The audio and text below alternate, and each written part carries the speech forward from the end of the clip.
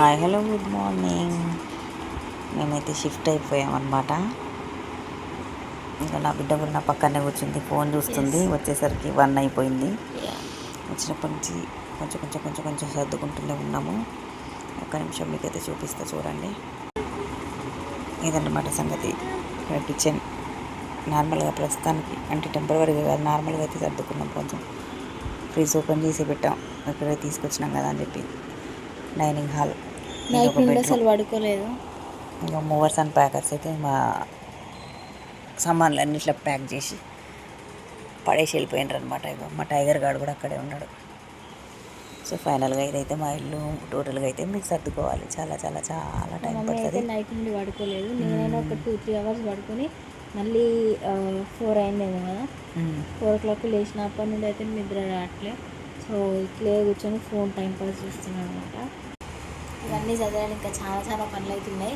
చాలా నాకు నిద్ర కూడా రావట్లేదు. అంటే నిద్ర లేదు అనేది తెలుస్తుంది, బట్ నిద్ర అయితే రావట్లేదు. ఎందుకంటే అమ్మో ఇవన్నీ ఎప్పుడు సర్దేసుకోవాలో అన్న ఆతృత, టెన్షన్ కదా. అందుకని చెప్పేసి మా అమ్మమ్మని అయితే మాకు బ్రేక్ఫాస్ట్ అండ్ లంచ్ ప్రిపేర్ చేస్తాయి. సో మా అమ్మమ్మ వాళ్ళ ఇంటికి వెళ్ళి తినేసి మళ్ళీ వచ్చి చేసేసుకొని మళ్ళీ లంచ్ వెళ్ళాలి, మళ్ళీ వచ్చి చదువుకోవాలన్నమాట. మొత్తం ఇవాళ ఒక వర్క్ అయిపోతుంది.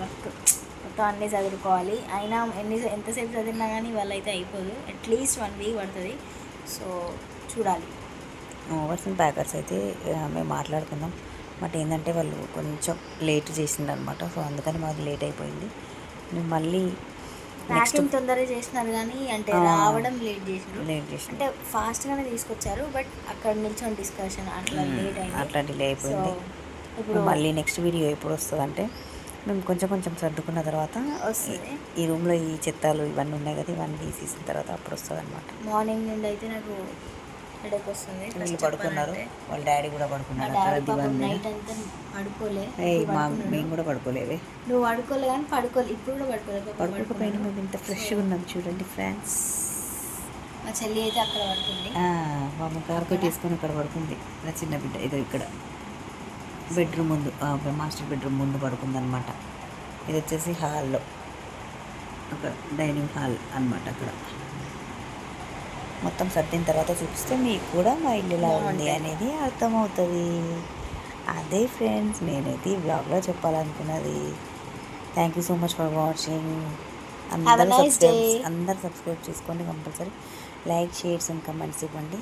Thank you friends, love you. Thanks for watching. Bye. Have a nice day.